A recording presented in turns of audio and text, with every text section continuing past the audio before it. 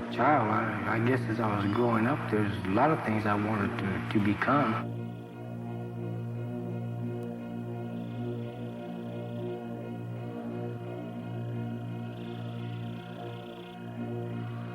You know, that's a curious question.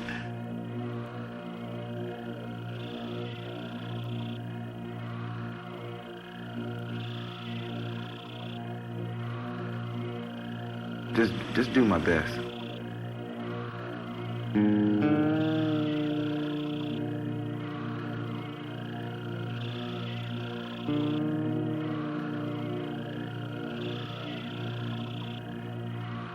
I wanted to be an artist all my life.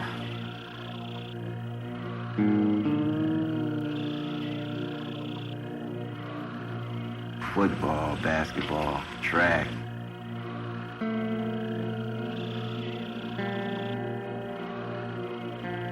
To be a cop.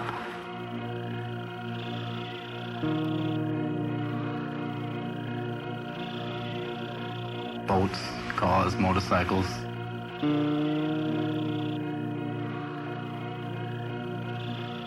That was a fantasy rather than the reality.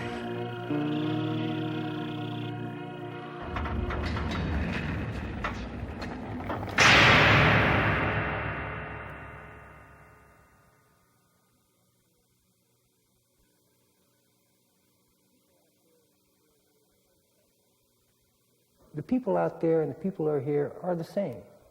They're the same people. These people, including myself, all of us, have been taught different things and have different philosophies and as to how they should treat each other and everybody else. And it seems that the main thing that I've seen, even out there, is that many people believe that I'm going to get what I got coming, forget everybody else. Now I'm going to get what I got, and if I can get more, I'm going to get more, and don't care about anybody else.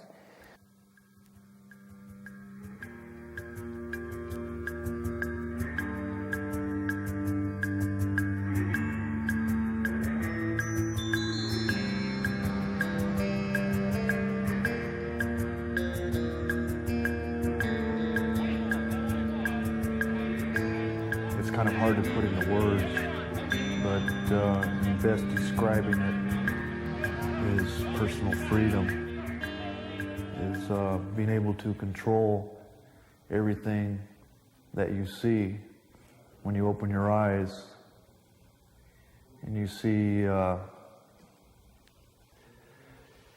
everything in front of you. Here I am in prison, come back 4 times. I don't have a wife, I don't have any children. I've got 20 years for a murder.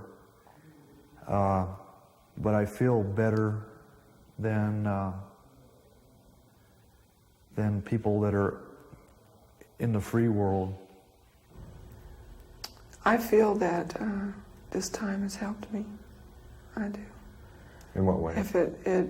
Well, if I had, I don't think if I hadn't got busted when I would, I'd probably been dead the way I was going, because I was real crazy. I was just using all the time, and I was really just a shell. There wasn't much left of me, you know, and I probably would have lost it all. I overdosed or something.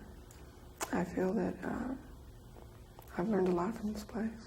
What do you miss the most by being in here? My daughter. The things I'm missing in her life. I don't really think much about anything else other than her, you know. What else might you miss, aside from your daughter, which is obviously so big that it gets in the way of any other answer, but if we took her out of the picture for a moment, what else do you miss? I guess living a real life, not feeling like I'm just existing, you know. Getting up in the morning and going to the store if I want to, or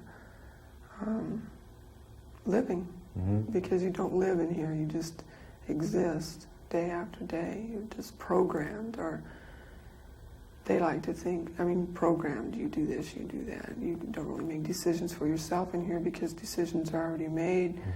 You can't think about what you're going to do tomorrow, because really you already know what you're going to do, the same thing you did today. So I guess just living.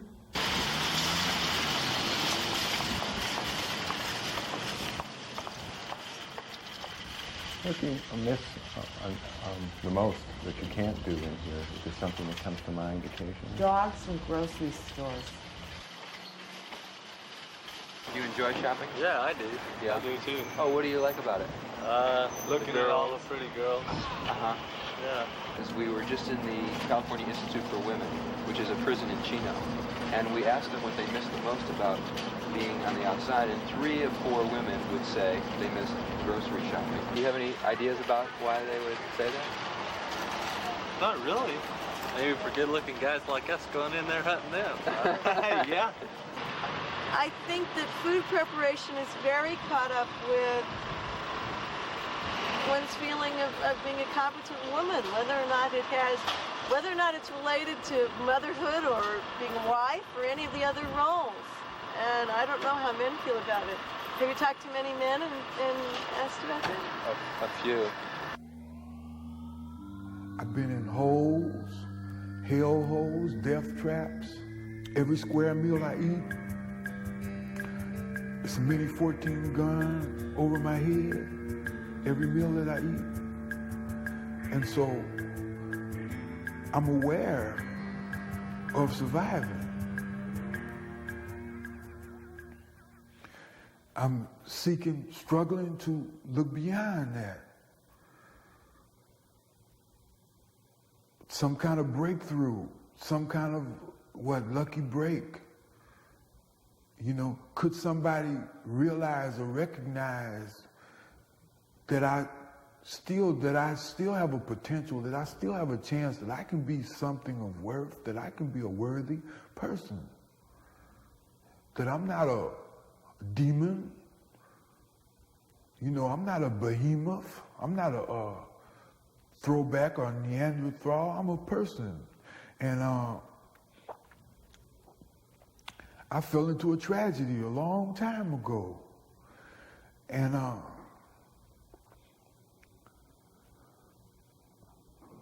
I seriously believe that I have things in me that I could still be a person that could live a life. And it's getting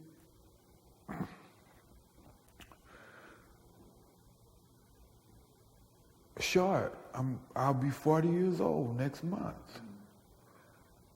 So whatever kind of life that I hope to lead will have to take place real soon. The system breaks you down. That's what I am convinced that that's what it's designed for, is not to help you, but to break you down. And it's done a good job for me anyway.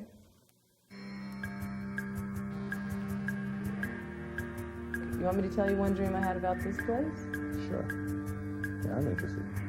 It was the same type of setting, right, as being incarcerated in a prison.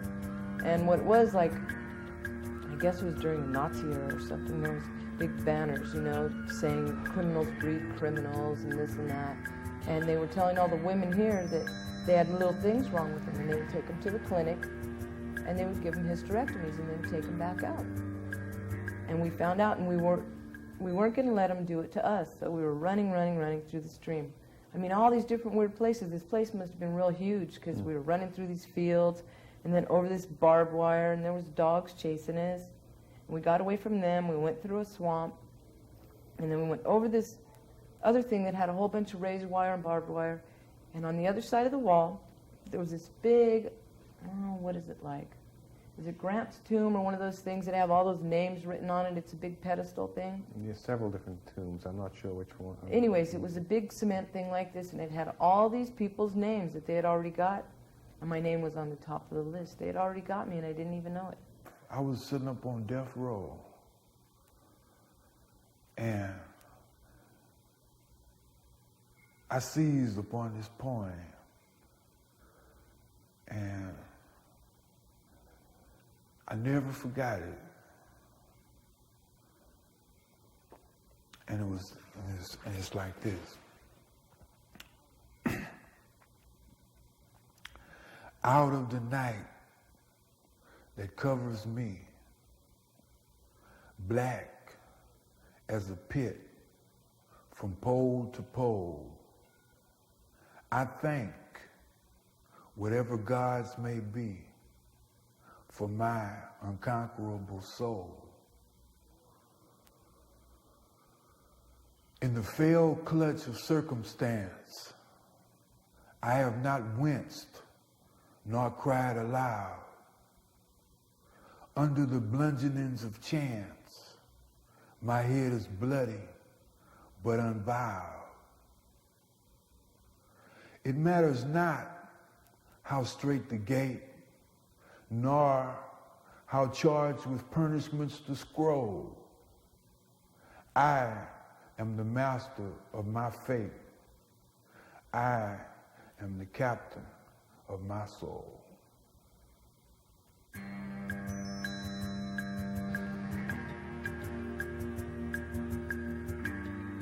Why am I doing this? Why am I going to talk to prisoners? Well, we are all learning to be free, but these are people who make our lives a lot less free. They make us lock our doors and put bars on our windows and worry about our own safety as well as the people we love. They create fear in our life. But I know these people are human beings, not that different than myself, and I feel for them. They have to live their lives locked up in cement boxes. What a waste of life. They couldn't have been born this way. Something has happened in their lives, in their minds. What can I learn from these people? What does it mean to be free?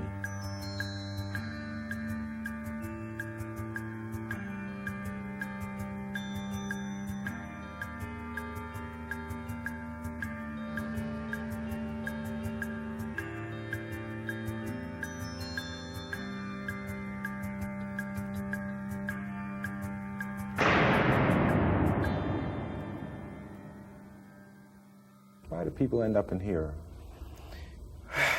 I think there's probably as many reasons as there are people. Mm-hmm. No one reason. Right. And then there's some similarities. I think there's essentially a feeling that you don't fit. You know, I mean, you always have the attitude that I'm different. I'm not like everybody else, you know. And out of that, you try to salvage something positive. Okay, so I'm not like everybody else, so I don't have to do what everybody else does. The law says you can't do this, fuck the law. I'm not like everybody else. The law is for them. So you do things that are contrary to what they say is normal behavior, you know, because you really don't feel good. You're feeling bad about yourself to begin with. So you're looking for things that will provide you with some positive reinforcement. So you can't find it through mainstream things. So you become the outlaw. That's your glory. I came along as more or less an accident. Mm-hmm. You were the youngest in the family. Yeah, not really sure of my origin, whether I was adopted or not. Everything is kind of up in the air. I'm not sure about my nationality. So it's kind of hard to, in here, in the joint, I'm another. I don't know if you're aware of that. Another is just either you're outside of white, black, or Hispanic. You're outside of those three major groups. You're like a Filipino or something like that, or you just don't fucking know. You know, so you're an other, period. And I've always been another. I guess I didn't feel like I fitted up to anybody's expectations, so when I used, I felt like I had that freedom. I felt more like myself or the person that I thought I was. I didn't really feel like I had my own identity. And when I used, I guess I fit in. I didn't need to have an identity because I did fit in. I never looked at things for what they really were. It's what I created them to be. And when you're using, things can be anything you want them to be. What is it in the past, in these last 10 years, that keeps you going back to the drugs? Why do you keep... My coper's broken. Your what? My coper. I don't cope with things too well. And that's just, I don't. I mean, just a lot of time, well, most of my life, that's what I've known. If something bothers me, I'm depressed, too happy, whatever, then that's the easiest thing to do. If you're too happy also? Sure, just to get to a, mellow medium, you just fix, or that's what I did. It's not normal, but that's what I did. And when you fix, you basically hit a... You don't care. You don't care about being happy or sad. Happy or anything. Just kind of shuts off the emotions. Maybe people have to be taught to feel pain, and maybe people have to be taught to live with their emotional life and not to well, sometimes reality is, they put it mildly, hard to deal with. Yeah. Yeah. Love is gone. There's no love at all. This bed where I lay my head gets bigger every day, and I've got to get rid of it. Memory, sweet memory, so sweet memory plays tricks on my mind.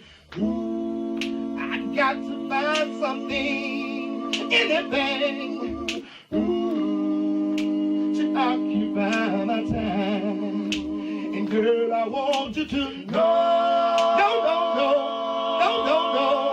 I can't stand it, swear I can't stand it, just can't stand it, I can't stand it alone. Baby,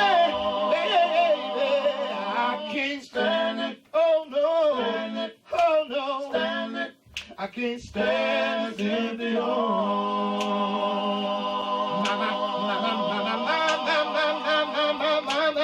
Love is gone. Yeah, there's no love at all. Love is gone. There's no love at all. Love is gone.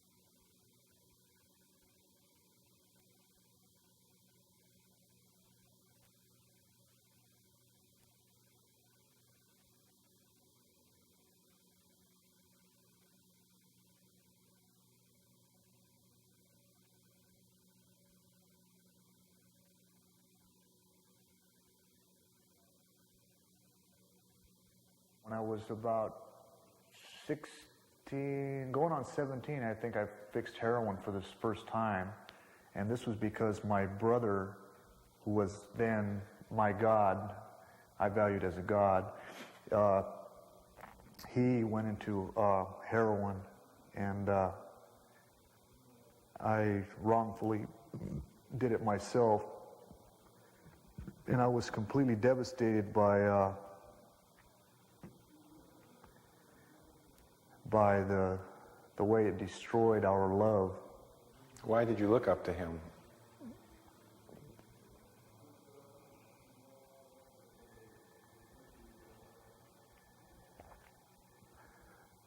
He was all that there was to look up to in my life as a child. And he had his, when he was 16, he had a Harley Davidson.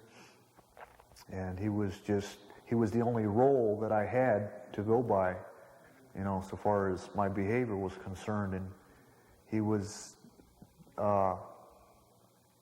very compassionate. And he was kind of like a god, in that he was so sensitive and understanding. You know what I mean? People would, Wally this, Wally that. He was such a good person.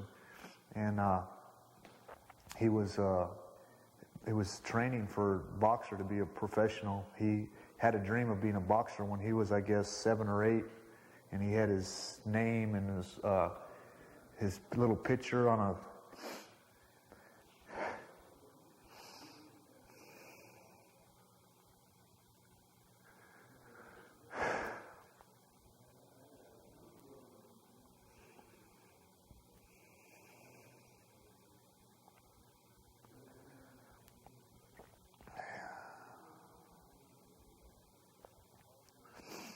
he had his name on a piece of cardboard with some gloves, and he was going to be the champ.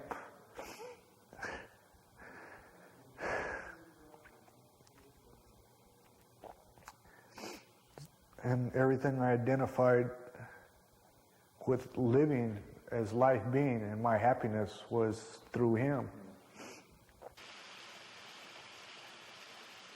Most of my life, what led me to prison is a problem of identity, my existence. I questioned my existence because, to me, existing meant that I had to be recognized by the whole world.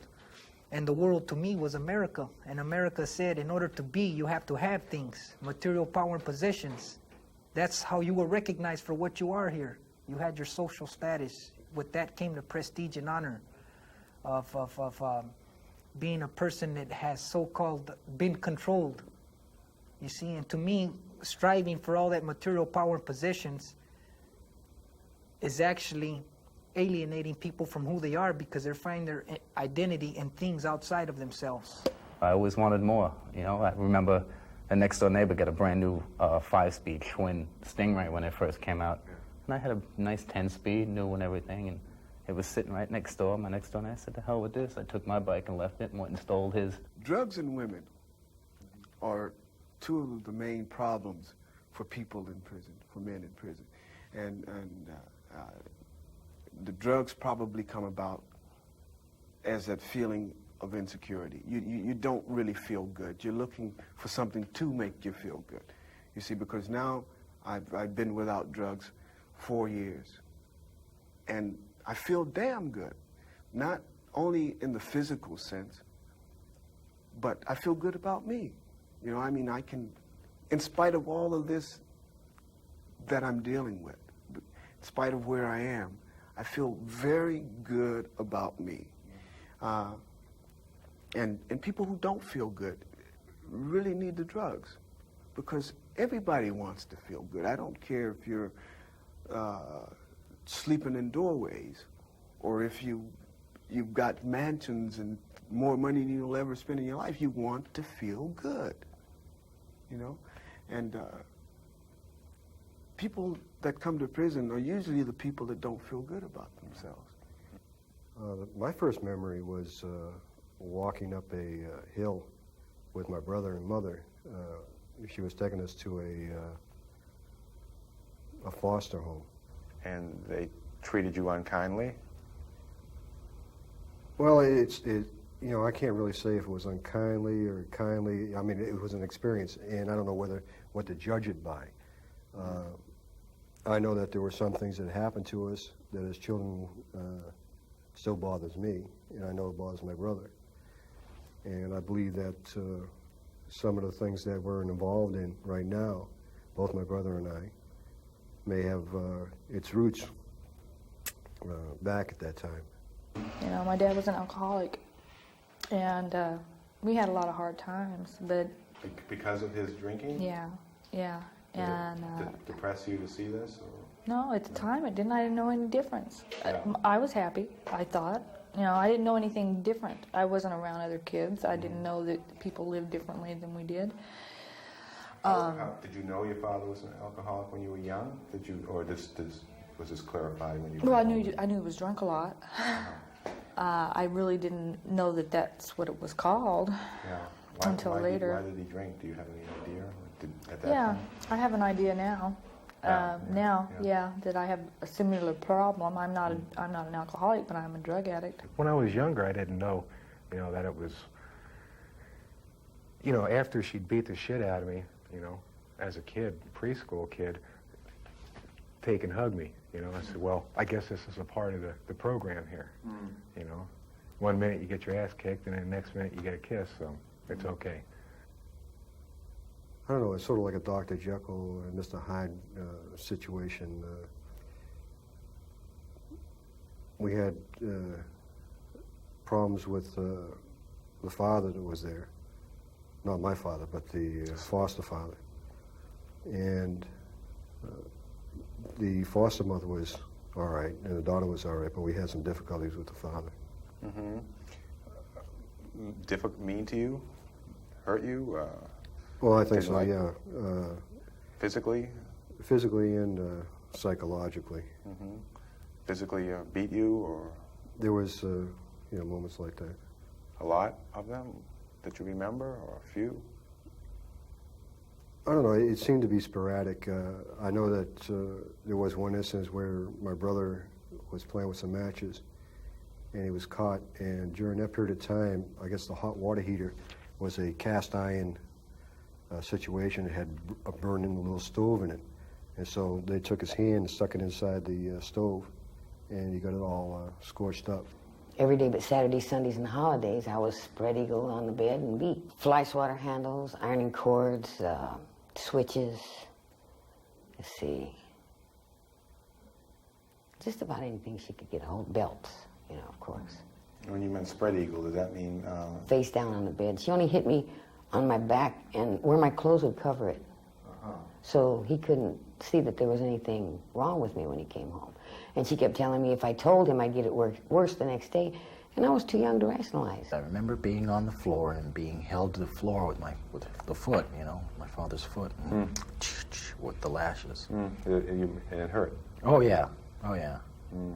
I remember struggling on the floor, trying to get out from underneath it. When you say whipped you, do you mean literally whipped you, or just hit you with his hands? With the extension cord. An extension cord.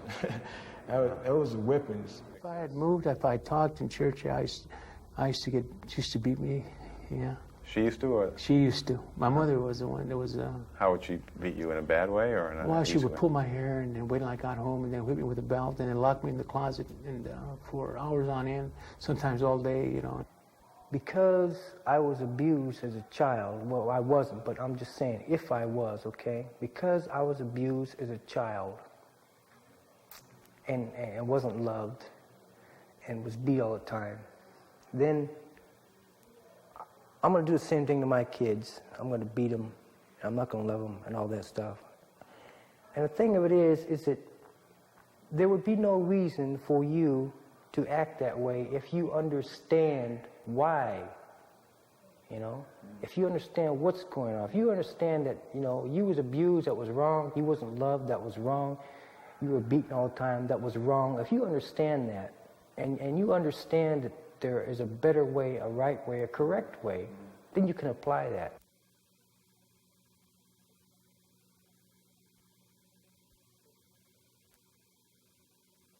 Christmas time, 11, going on 12. And I remember there was all kinds of problems at my house. And I said, well, fuck this, I'm splitting, getting out of here. And there was this guy that used to go up and buy us booze all the time, and even a little weed or whatever we needed at the time. And I went up there with a few bucks and said, get me some. Back then, when I was 11, I liked bourbon, because that was the first thing I had. I forgot, it was one of those Boone's Farm type deals, just some cheap wine. I remember getting drunk, and we got plaster drunk. And he was a big guy. Didn't know what kind of guy he was. And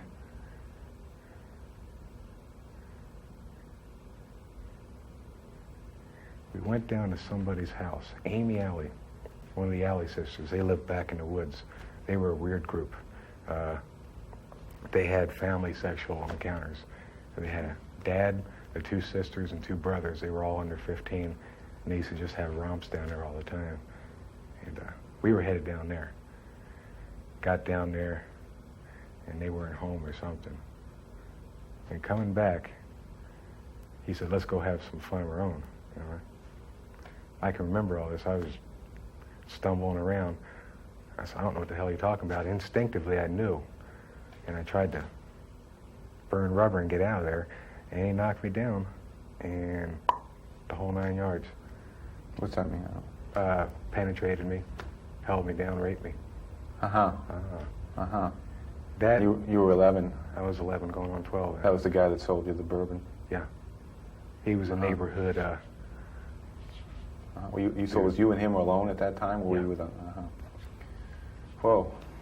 Big dramatic change there. That turned everything around right there. What did it do to you? I was drunk. After it happened, we were way down the street. And where I grew up, it was right on the outskirts of town. Our house was one of the last houses on a street that led into town. And then everything behind our house, going down the street, was all woods, rural area, farms further back out, so there wasn't any population down there. And I remember crawling. Couldn't even stand up. I crawled all the way up the street, crying out, half crazy, half drunk, and I knew where to go, home. That was a place to go. And I got home, clawed at the front door. I remember I climbed up and opened the door. Just then my mom had opened the door, and I, boom, flat on my face. And at this point, I needed some affection. I needed some help. All she saw was me drunk. And I guess she reminded her of my dad or something, and just started kicking me. And ruptured a couple of ribs here, kicked me in the head, knocked me out. They were angry because you were drunk? That was the last thing I remember. Just stomped the hell out of me. And a couple days after that, I woke up. I sprawled across my bed, and I said, I don't know what happened back there. I do know that when I got home, nobody gave a fuck. So I guess I'll just bottle it up, keep it inside. Nobody's ever known about it until I was 20 or so. So I kept it in for 10 years, and that led to a lot of shit. That hurt? Yeah.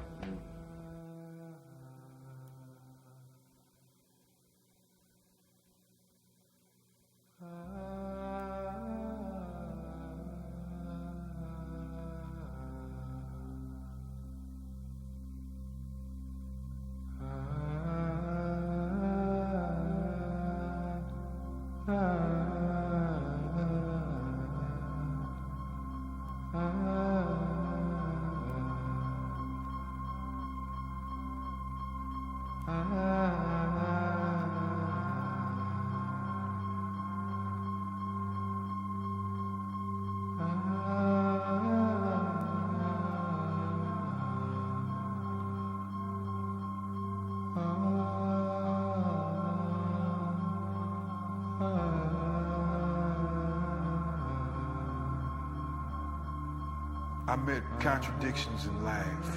I accepted a lot of stuff literally. The 10 Commandments. Thou shalt not kill. You know, that was like literal to me.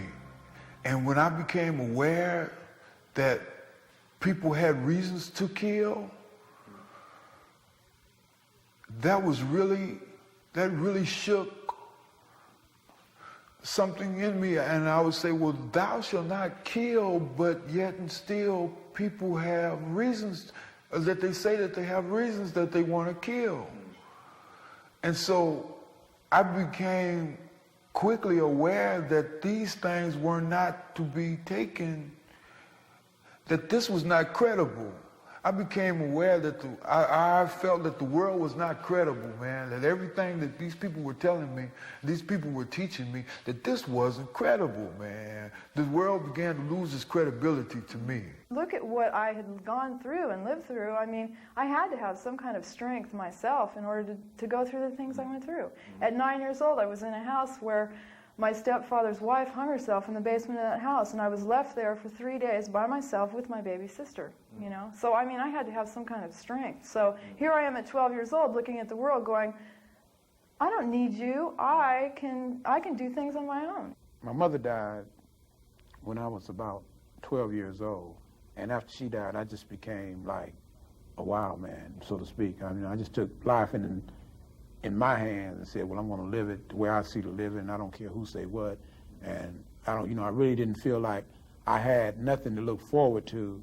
I just felt like the most precious thing to me had been taken away from me, so therefore it didn't make no difference what I did. Well, I sort of raised myself because my dad was gone all the time. He was working. Sometimes he worked 2 jobs, and I was like a latchkey kid, you know. And I was bored. And I watched a whole lot of TV, and I watched all the things that they did on TV, and they were exciting. I thought, well, I can do that. If they can do it, I can do it. Violence is a part of our society, whether we want to accept it or not. Violence gonna always be there. And this is what society recognizes, is violence. Violence breeds violence. Now, like I said, I committed a murder. I'm in the penitentiary for it. But now, isn't it right that, what's his name? Harvey Milk? Harvey Milk, the dude that killed all these the mayor? senators and mayors and the mayor whatnot. up here or something, I think. Yeah. 5 years for 2 premeditated murders. 5 years. And you've got life for the same? Or? Life for the, mine wasn't premeditated. Premeditated is death penalty. Ain't no doubt about it. You feel society isn't unjust? Society? It's unjust. And who? How does that fall? Who gets the deals out there? You got the United States Supreme Court. You got the federal courts. You got the governors, the senators. All these people that makes up the laws is breaking the laws on such a large scale, we don't even see it. Embezzlement, they do 6, 7 months, maybe $5,000, $10,000 fine, and they free for taking millions of dollars from us. You know, where does it all balance out to? How does it balance out? You know, if I go steal $1 million, they gonna lock me down and throw away the key.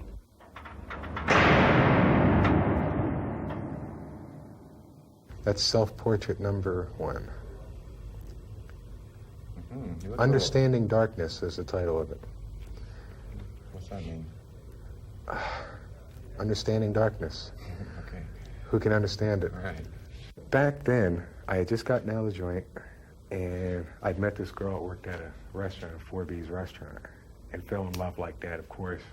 You know, do 2 years in a hole and then come out. And she turned out to be a tramp, broke my heart. I went out and I got drunk, beat the shit out of her boyfriend.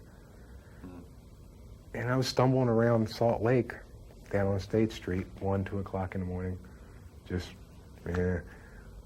And here comes this little homosexual up to me. Did the wrong thing. He held out a bottle of something, bourbon or something. I don't remember what it was. He said, I got this bottle. You want to drink it? Yeah. He said, I live around the corner. Okay. Got up there, drank the bottle down, went in the bathroom, came back out, and he was naked. And I just went wild. Grabbed an iron, had an iron board there, grabbed an iron and whacked out. How'd you finally end up here this time? Same thing. Exact same thing. Beating up somebody? Killing somebody. Killing somebody. Yeah. This time, just about the same scenario. This time, he died. A homosexual approached you and made advances? Exact same thing. I was in love, and it didn't work out, and I went out and got drunk, and I was celebrating, too, in a way. I was celebrating making my parole. After I'd left Utah and I got out of there, went to Sacramento and managed some property for an independent developer, and I was making good money, and also managed apartment complex. So I had a full reign of whores that used to work the strip, 16th Street, and doing well. And got a call from my PO back in Utah, and he said, we're terminating your parole. You've made it.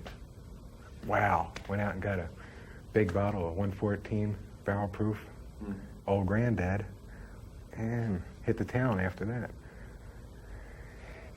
Was walking home. The night was over with. And here comes this motherfucker in a pickup truck, driving up alongside of me. And I look at him, what the hell's going on? He said, hey, you know where the gays hang out in this town? And it just clicked. Yeah, as a matter of fact, I do. My place. Went over there, And I got him to give me some head. We snorted something first. I don't know what it was. A little crank or something. And he was giving me some head, and I started to enjoy it for a while. And then I blacked. I got real disgusted. I looked down, and it was that experience as a kid, and it just all came back, and I just, And you want graphic detail? I mean, well, we probably won't include it, but it probably would make sense to say it, you know. I remember picking up a knife, and I just grabbed his head like that, right through the back of the head. Weirdest thing. I had 6 inches right through the soft part back underneath his. And he backed up like that, eyes bugged out. And he said, "Am I dead?" And I think I busted up at the time. I couldn't hear. I said, "Yeah, you are." And that adrenaline that you have when you know that you're going and you're not making your peace with God or whatever, and you just want to kill the person, take them along with you or whatever. He threw me across the room. I ended up hitting the wall all the way across the room. Wow. And came at me, biting, clawing me. I still got scars all over my body from him clawing me. Somewhere in there, I managed to grab a hammer, and I took his head just about all the way off with it. I hit him multiple times, 50 or so times, until he finally stopped. And how do you feel after something like that? Right after, do you remember it? Yeah, I can remember all of it. I was drunk out of my mind. My blood alcohol count, I forget the report, well into plus other drugs that you said you would. Yeah, and but I remember I went in and took a shower. I was all bloody, changed my clothes, and I started to freak out then after that. And it's kind of like in the back of my mind, I knew time was up, time to go back. And a couple of my shrinks told me that I did it because of fear of being cut loose, which maybe somewhere has a subconscious root that... Cut loose? Yeah, my parole was being terminated. Oh. They still had a thumb on me. I kind of had to watch my step. One arrest for, beating up somebody or something, I'd be back in prison again if they wanted to. But now the thumb was off. I was free, no parole. Do anything. I didn't have to have permission to get out of state pass or anything. They suggested that. I can understand that, and maybe somewhere deep down that was a part of it, but it wasn't a major deal. I realized plenty of times in my life that I needed to get locked up again. This last time, no doubt about it. It came to the point in my life where I realized that I didn't have any kind of regard for any authority. There was no right and wrong. And to have liberty with that kind of ideal, it's dangerous.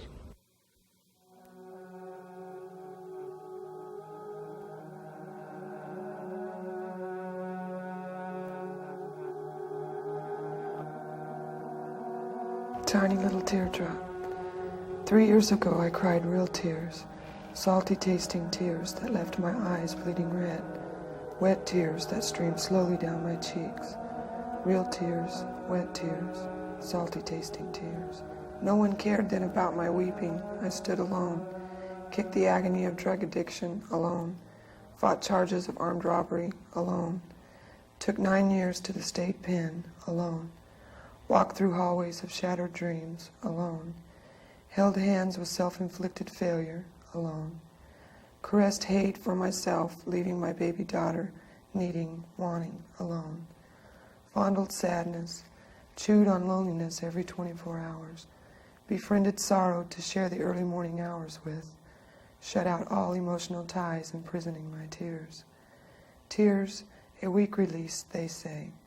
Crying, who's crying? I'm tough, I can take it, they say, she says. Yes, 3 years ago, real tears, wet tears, salty tasting tears, yesterday. Today I'm afraid to cry, afraid to feel emotion, afraid to let go, afraid to let people see my eyes can bleed, afraid of being hurt. But I do weep every day, every night, without wet tears, salty tasting tears. I cry with a mark beneath my left eye, a tiny little teardrop, my symbol of pain. It's really weird because I haven't seen him. I've only seen pictures of him, and I've seen him growing, maturing into a young man that he is, handsome. At one point, he couldn't talk about, say, parole boards or the time element, you know, how many years. And now, in fact, just my last conversation with him was about 3-4 weeks ago, and he asked me when my next parole hearing was, and he's real open about it. I know he's accepted it, or at least he understands a whole lot more than what I ever thought or expected him to, and that has helped. I guess it kind of alleviated the guilt that I had of leaving him. He said I am, from me to you, lost in the space of yon blue, and where I've been, where I'll go, is something I think that you should know. Because you're just a little brother of mine, and I think you're real swell and fine, your ears can hear this story of mine. Where it started, I cannot say, as there are no chapters to this play. One thing for certain, though, I know, is where I've been and where I'll go. What I've done and what I've seen started when I was about 14. Smoking dope and drinking beers taught me how to hide my fears. And acid warped the mind I had. Perhaps it's what made me bad. The tranquilizers, Nabitol and Tunol, Amatol and Seconal, they sum it up and say it all. Down and out and lost again. I think they tampered with my brain. Ah, cocaine and speed. You'll acquire the need. You'll pick up the habit that you've got to have it. And pretty soon you'll rob a store so that you can buy some more. But those little white flakes go faster than they came. Pretty soon it's back to the bustle to run another hustle. Maybe you'll slug some guy upside the head, grab his wallet and get some bread. And as all things must come to an end, you'll eventually get busted and it's off to the pen. Prison's not the joke that some make it out to be. Steel bars and walls is all you'll see. Where your name becomes a number, your life becomes a slumber. You're lost in a maze to see through a haze of a violent blaze, where stabbings and beatings happen every day. When you're in a land of the crooks, that's how they play. They've got their rules just like the street. If you break those rules, you get beat or stabbed and left to die, and no one even blinks an eye. But then one day it's time to go, only you're lost in a world you don't seem to know, where people laugh and care and even smile. You think it's a trick for a little while. There's this kid. Well, he's not a kid. He's 22 years old. But when I met him, I mean, he was like wow, and I mean, he's the kind of guy you just want to kill, you know. I mean, you just want to kill him, you know. At any rate, he became my cellie, you know, and we started to talk, and he would tell me certain things, and he wouldn't hear them from anybody else. In other words, what he told me stayed with me, and he started to tell me more things, and I got to understand him, and I got to tell him how I felt, you know. And he just got transferred yesterday. Today's Friday, Thursday. He got transferred Thursday, and the change between when I met him and what he is now is like the difference between day and night. And he told me something that made me feel so good that I if we hadn't been on the yard there, I probably would have cried, you know. And he said that, you know, being in the cell with you is the best thing that ever happened to me, you know. And I mean, I can't tell you how that made me feel, you know. Because I'd done something, you know. I mean, here, in this place, you know, where there's absolutely nothing good to do, you know, I'd done some good, you know. And now first he couldn't read. I taught him how to read. I got him interested in books and learning about himself and about how to deal with people. And grown from a wild, silly, violent, unfeeling, immature child into a man, you know? And the change was so obvious that his mother wrote me, you know, and really thanked me, you know? Yeah. So I'm doing what I can, when I can, where I can. But to see the thing there was that he wanted it. He wanted to change. See, and he was presented with an opportunity and an alternative, and he took it. And that's what I'm saying that the prison system should be about. Present a guy with an opportunity. Give him an alternative. Not everybody's going to take it, because some people will never change. You know, because you've got guys here 40 years old, 50 years old, who've been coming to prison since they were 8 or 9 years old. And they don't want to change. You know, you talk to them and they talk about going back out there, what they're going to rip off, and, you know, I mean, they're not talking positive things, you know. But you've got a lot of youngsters here. You've got a lot of young guys, you know, and give them a chance, give them an opportunity, give them an alternative, you know. And some will take it, you know. What if only 10% take it? That's 10% you don't have to worry about anymore. You know, that's 10% that can contribute something, you know. Shit, give me a chance, you know. I mean, bring it down to a more personal level. Give me a chance. Give me an alternative. Give me an opportunity, you know. Sure enough, everybody want to know where the next dollar lies. Politicians running around with the same old lies. Listen, people, we got a message from above. It said, you can't find peace if you can't find love. So do you want love, or do you want your pleasures? Do you want peace, or do you want your treasures? Do you want to see a brighter day, or the whole world blown away? Listen, Savannah. Everybody want to know where the next dollar lies. Building new bombs to take more lives.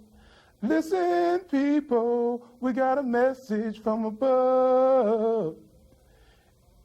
It said, all the treasures in the world don't mean a thing if you ain't got love.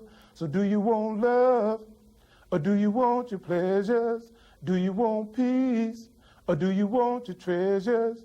Do you want to see a brighter day, or the whole world blown away? That's it.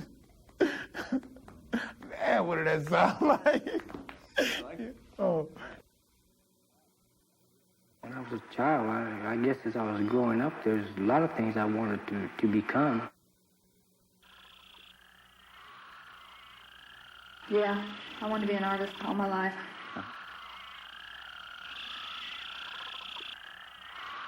You know, that's a curious question.